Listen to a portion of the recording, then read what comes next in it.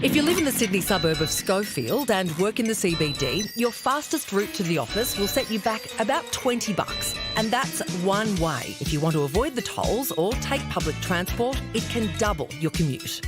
I never use the tolls anymore. It's hard because the cost of living is going up. A lot of people struggle to pay those tolls. It's just too hard, man. It's just too hard.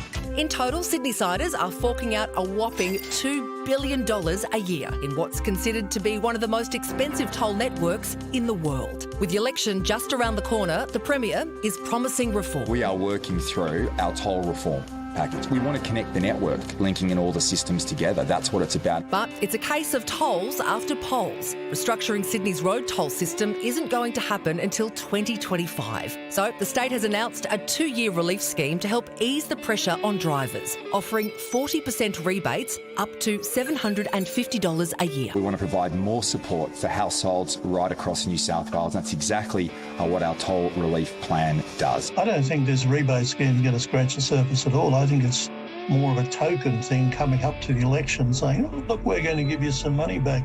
But it's not much money. So how did these tolls get so out of control? Road tolls actually date back to ancient Greece, where the ferryman Charon would charge souls for transportation to the underworld. Sorry, mythical detours are $12. 12? Screw that. Back to the package. I think for me it's the duration. There should be some transparency around how long are we paying this for and who's the money going to. Because it's fine if I pay $4, but for how long am I doing that before the freeway's paid off? Then it should be free after that, right? Toll pain is disproportionately spread across the city, with those in the west paying almost 3 times more than their neighbours in the north. The people of Western Sydney are being hit very hard because they have to travel a lot further and there's not adequate public transport for them to use. It gets to a stage where many people are going to work just to get the money to pay to go to work.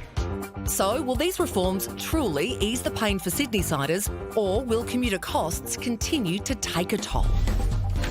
It's outrageous, isn't it? Yeah. Getting to and from work shouldn't cost you $60. And the fact that there isn't a functional public transport system that can easily get you to and from is just unacceptable. And when you're sort of thinking, OK, to get to the Central Coast in New South Wales, it would cost you $10,000 a year just to go to work.